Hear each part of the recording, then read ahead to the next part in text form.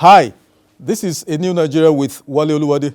This is your current affairs program where we critically examine the strategic issues bedeviling Nigeria's developmental aspirations and boldly offer practical suggestions on building the Nigeria of our collective desires. Today's episode promises to be engaging and exciting. My guest is already here to assist me in doing justice and also give depth and clarity to the topic of our discourse. As always, it's going to be evidence-driven, honest, bold, and a no-holds-barred conversation. So get ready as we begin in earnest. And now, let's get on with it. Today we're looking at 2023 elections, the imperative for a people-centered governance. Since the Fourth Republic commenced in 1999, the annual budgets of the federal and 36 states governments have consistently been heavily weighted, almost 70% to 30%, in favor of recurrent expenditure, leaving next to nothing for critical infrastructure and social projects. The little that is earmarked for this is sadly either stolen, squandered, or both. An examination of our annual recurrent expenditure indicates trillions of naira is expended on items that are, well, just stating as it is, sheer waste, frivolities, and blatant corruption. For example, the purchase of extremely expensive, top-of-the-range Japanese and German SUVs, the maintenance of the Presidential Airfleet, the obscene benefits and allowances of personnel of revenue-generating MDAs, the security votes to the president and governors, the fuel subsidy, foreign travels, and so on. Now, how indeed do we ensure the resources of Nigeria is deployed to provide the much-needed critical services such as quality and affordable education, healthcare, housing, and the creation of decent jobs to most Nigerians, and not deployed to the sustenance of a handful of elected and appointed government officials? How do we ensure at 2023 election cycle we elect candidates who understand the role of government and are ready to be patriotic in the responsible allocation and judicious use of our resources? These are some of the issues we're examining today. We'll take this short break, and when we return, we'll get right into the conversation. Please stay with us.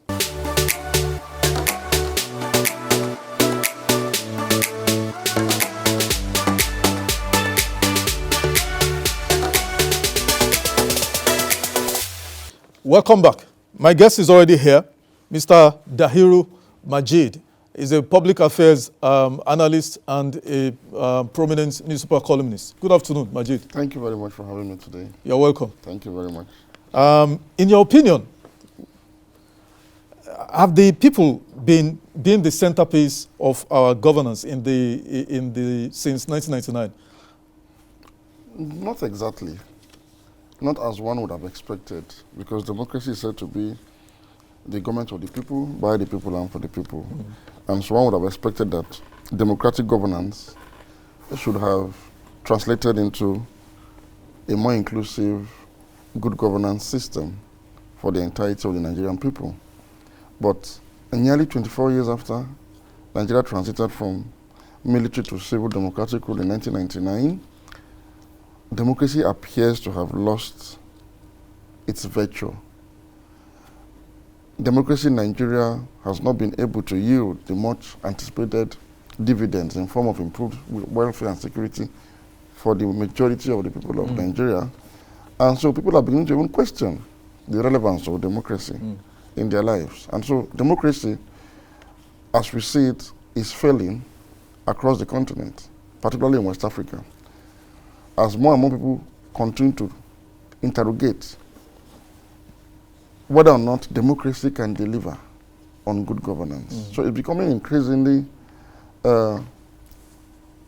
apparent, or should I say people are perceiving democracy increasingly as not a system of government that can deliver good governance, which ordinarily should not be the case. But I must also point out at this point that there is nothing wrong with democracy. In fact, I was just going to go there because I think it's peculiar to us in America that you restricted it to Africa. There's nothing wrong with democracy. In fact, democracy is still the best form of government, and the most prosperous countries in the world today, the most advanced countries, the countries that have been able to deliver the most in terms of security and welfare for citizens, are still constitutional democratic countries. Absolutely. But what we practice in Nigeria is anything but democratic. Our democracy is not democratic enough. And so the conversation should be how to deepen the democratic credentials, the democratic ingredients of Nigeria's 24 years old democracy by 2023. That for me is the core issues surrounding the inability of what we call democracy in Nigeria to deliver dividends in form of improved security and welfare. I like your opening remarks. Democracy being, government of the people, by the people, and for the people. Now, as someone, I'm presuming that you attended public schools, Yes, primary, all true. secondary, tertiary. Just a few, partly secondary school, partly private, partly government, but solid government schools. Public education. Public education. Most of us, University, I think anybody above 40 did, so what's your view on the protracted ASU strike and the federal government's position to that strike? Taking into cognizance the comments from the Minister for State for Labor that they should appeal to them. And then there are also rumors flying around that they want to ban ASU, they want to do this. Someone who attended, most of our public officials, including Festus Keyamo, Dr. Chris Ngige, Minister for Education, who said, I saw him on TV saying, the federal government is not going to pay ASU lecturers for going on strike for 6 months, that it's no work, no pay rule, and all of that. And I saw the braggadocio, the arrogant swagger, the haughtiness with which he made that statement. What goes through your mind when you see that? Because we're talking about democracy, democratic governance, delivering for the people. Yes. But now we have the future of Nigeria. Not just the future of Nigeria, that's the future leaders. Our skilled workforce. Our destiny as Nigerians, now sit down at home for 6 to 7 months. They've taken to crimes. They've become kidnappers, bandits. What's going through your mind, Majid?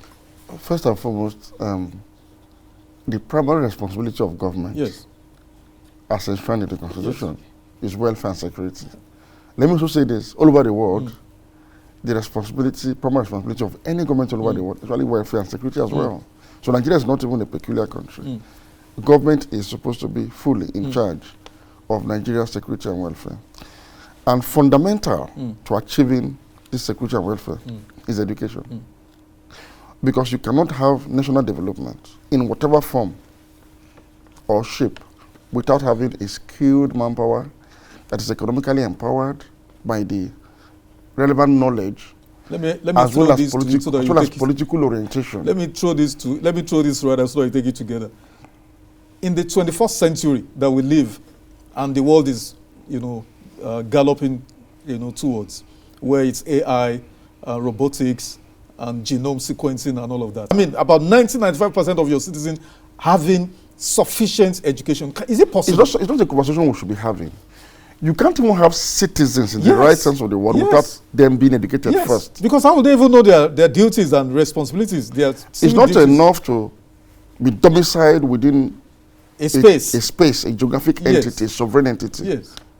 What actually makes you a citizen is the education about the national ethos of that geographic entity. Absolutely. And so education is supposed to do to an individual in any country economic development and political orientation. What is economic development? Skills to participate in the global race for resources through technology, medicine, science, all of it, administration. Why the political orientation is to make you a patriot, to make you a Nigerian, to transform you from being a tribesman to a citizen. Somebody who can think rationally and rationally apply your economic skills that you've learned from educational institutions to the common good of your country. So it's very key. What ASU is doing in Nigeria is patriotic. It is in the service of their fatherland. Governments everywhere in the world, anywhere you have a serious government, the governments of these countries fund education as a matter of priority because education is a matter of national security. Absolutely. And so you find a situation where governments fund education adequately. Again, if you look at the top 10 countries in the world that are leading in terms of economic well-being, export competitiveness, peace and security, these are the countries where you have the most funding for education. I've had a lot of pundits saying that the government alone cannot fund education, and so we should begin to look for alternative means. And I'm always quick to say we should not allow this fallacious orthodoxy to endure longer than it has. This idea has been pushed into the public space, and people are beginning to accept it as a reality, which is not. It is fallacious, it is false, it is not true. The United States of America, the headquarters of capitalism in the world, not only retains federal government of the United States tertiary institutions, there are also a preponderance of state governments and territorial universities and colleges that are fully funded 100% by government. In addition to all of this, the government of the United States of America also funds private universities across the country, including Harvard, Yale, Stanford University, and any other university you can think of. In fact, let me tell you this. The bulk of the funding for private universities in the U.S. come from the federal government of the U.S. Because you know why? They understand the imperatives of tertiary education as an arena for research and development that impacts positively in the industrial drive of this country. In fact, even in public administration and foreign policy. And so the economy is dependent on the knowledge that is churned out from these citadels of learning. And so the government understands this, that the profit for government in this spending will come by way of the ripple effect of the knowledge that is churned, that is incubated, and which also goes into feeding industrial output that makes America the largest economy in the world. As well as the profit for government. I'll give you a practical example. Today, Silicon Valley is the breeding ground for the largest tech companies in the world. That is because government funded NASA, National Airspace Administration of the United States of America, has a research base around Silicon Valley in California, which has a collaborative effort with the private institution that is known as Stanford University. It is the collaboration, and with the fact that the government of the United States of America funded research into the development of internet as a platform. It is this collaborative effort between government's own platform, that is the internet, government-owned agency, that is NASA, government-funded research institute that is domiciled in Stanford University, that has incubated Silicon Valley, that has made America the leading power in ICT. You know, Majid, that was a brilliant analysis. And just to add, you know, if at all there's anything to add, America is perhaps a 23 trillion economy. Yes. 23 trillion economy, the leading economy in the world, followed closely by China. But the point I'm trying to make is that of the 23 trillion GDP of China, of America, of America, sorry, about 10 trillion of that is attributed or is due to the capitalization, the market valuation of ICT companies, tech companies. Apple, for instance. Apple's balance sheet of almost $700 billion is larger than Africa's. Of course. The GDP of leading Africa, of some leading African countries. Nigeria's GDP is 400 thereabouts. So just one company that was incubated because of funding of education is larger than Africa's GDP, Nigeria's GDP. Apple's market capitalization is actually over 2 trillion. Is the first, which is double 2 trillion private which is larger than the entire GDP of Africa combined. Absolutely. Now, if you take Microsoft, if you take Meta, that's Facebook owner and all of that, if you add all these companies together, I mean, their balance sheet, their total market valuation is way above 5 to 6 trillion. You know. Now, I mean, I'm glad we've established You know, for me, the critical point to take away from what you said initially is that education is tied inexorably to national development and security. It's tied to welfare and security. Absolutely. Absolutely. Now, Majid, speaking specifically again, how do you justify Nigeria where our leaders have no money to pay for maternal and infant mortality? But then I see the great irony where we have money, you know, to pay revenue generating MDAs, CBN, NNPC, SEC, and a few of those. We have money to pay them 100 million transport car allowances. We have money to pay some staff 50 million every 3 years. Does that make sense to you? No, the disparity is wide, and that is because, without prejudice to cutting down on the privileges of those that are already earning relatively well in Nigeria, it can be harmonized in a way that everybody earns reasonably well. Exactly. Now, for me, the challenge is this. The Nigerian state is no longer productive enough to even sustain this and to earn as much as it should for a 200 million population. And that is why it is finding it difficult, after, of course, settling the political leadership, settling themselves, you know, from the public treasury, to service education, to service healthcare, and basic social infrastructure. The government is unable to do it because we are principally a rent-seeking economy. We're not even an oil-producing country in the real sense of the word, because we simply allow oil competitors through JVs to drill this oil and pay us our 60% share of the money.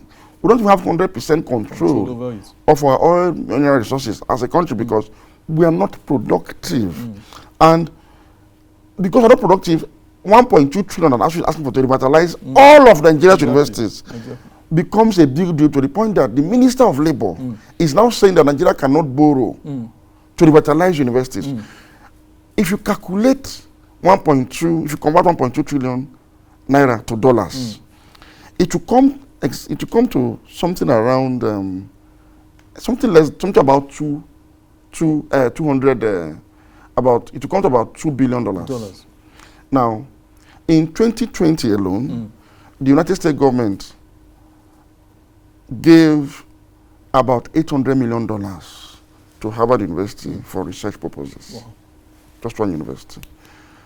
Between 2014 and 2015, Yale University, another leading Ivy League institution in America, which is a private institution, similarly received between $500 and $580 million in grants from the federal government. Just two institutions. If you calculate this money, it's almost equivalent to what ASU is asking for to revitalize all of Nigerian universities. So the question is, how is US able to do it? Because they are a productive economy. Look, the government is serious. Government in America is not about politics, it's about governance. In Nigeria, government is about politics and less of governance. Let's go on a short break, Majid, and we'll come back. We'll take this short break and we'll come back for our continued conversation. Thank you.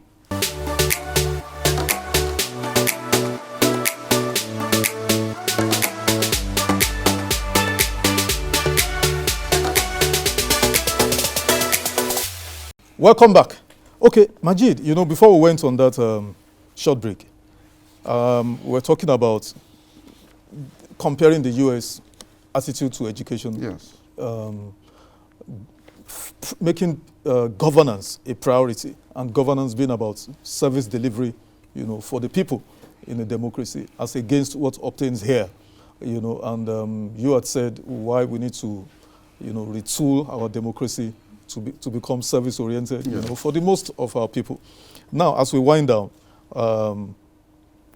how do we ensure, I mean, we've spent 10 trillion on security and defense sectors so far in the last maybe 8-10 years.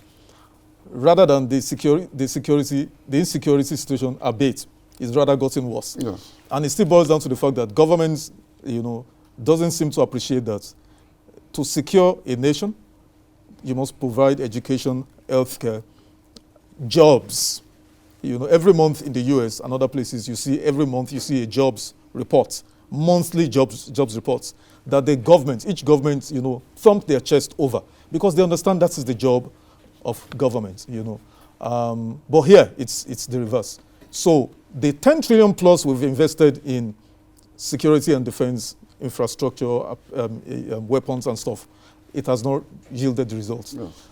Imagine if we had spent half of that, in creating jobs and all of that. So how do we make welfare of the people, a campaign issue in next year's election? What's your opinion? Briefly, Majid. Nigeria is a democracy.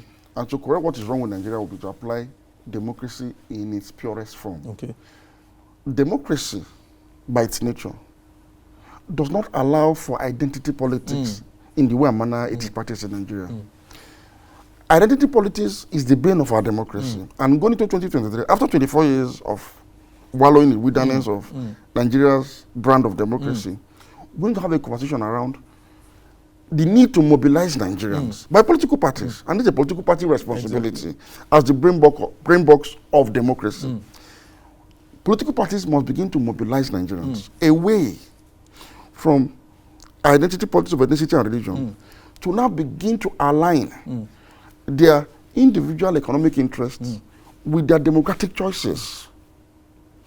And this must also begin with a systematic, through a deliberately, I choose this word carefully, a deliberately inclusive political process that transform Nigerians from tribesmen to citizens by mobilizing them to participate politically in their places of residence, not places of origin. As we speak, politics and governance in Nigeria is misaligned. And if you understand the fact that the major reward system for identity politics, what are parties in Nigeria, is patronage. And what is patronage? Corruption is a sexy word for corruption. Patronage is corruption.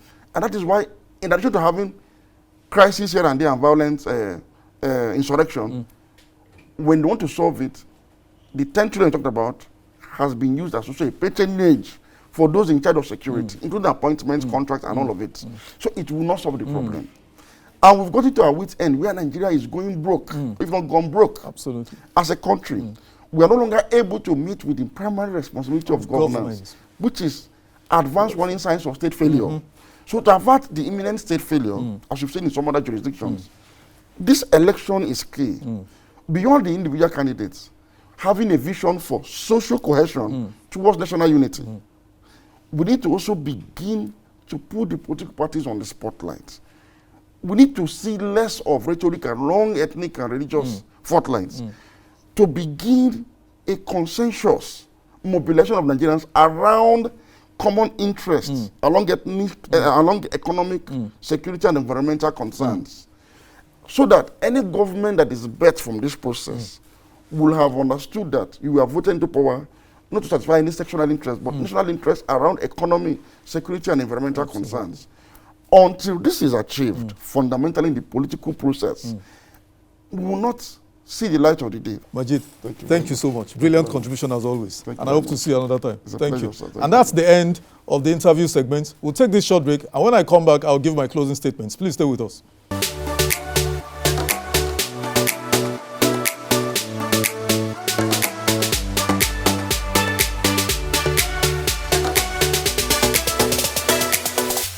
Welcome back, and here are my closing statements. Governments are the elected or appointed representatives of the people of a given nation, state, or community, and this exists solely to render shared services to the people within their jurisdictions. The role of government isn't to create a fiefdom for a few elites or upper class of citizens who devour the nation's resources, while the majority scavenge for leftovers. Sadly, this is our reality in Nigeria. If this democracy must deliver for the majority of Nigerians going forward, here is my proposal for a 7-step assessment of the suitability of presidential, governorship, and legislative candidates in next year's elections. I call this, number 1, moral fitness, physical fitness, mental fitness, psychological fitness, leadership fitness, and governance fitness. Now, this I call the fitness criteria. I urge every media establishment, both print and electronic, reputable professional bodies, the Nigerian Medical Association, the Chartered Institute of Personnel Management, Nigerian Institute of Management, the Chartered Institute of Bankers, Manufacturers Association of Nigeria, Nigerian Society of Engineers, Chartered Insurance Institute, and so on and so forth, and organized labor, NLC, TUC, NANS, ASU, NUPENG, to individually or collaboratively organize an interactive session for the various candidates and ask these specific questions based on the above fitness criteria.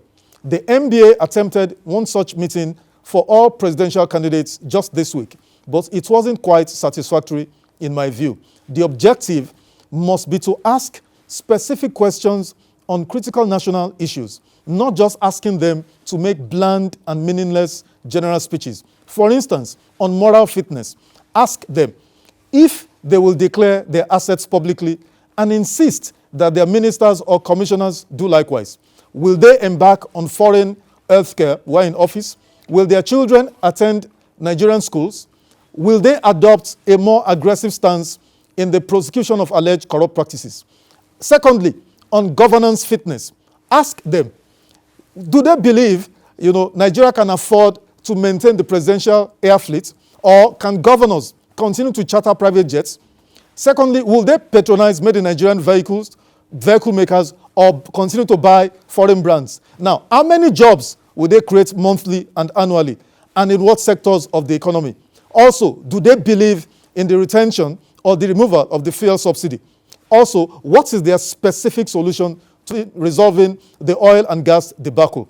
The foregoing, in my opinion, is a positive step towards getting our leadership selection right in 2023. Hitherto, we have been negligent in this strategic assignment. We must all say, in the light of our current realities, never again. Remember, change requires action, and positive change requires positive action. I believe in a new Nigeria, and it is possible. And those are my closing thoughts. Now, that's the program today. Remember to follow me on my different social media handles. Subscribe to my YouTube channel so you can watch this particular video and other videos there at your convenience. Now, drop your comments also. I'd love to hear from you, and I'll see you next time.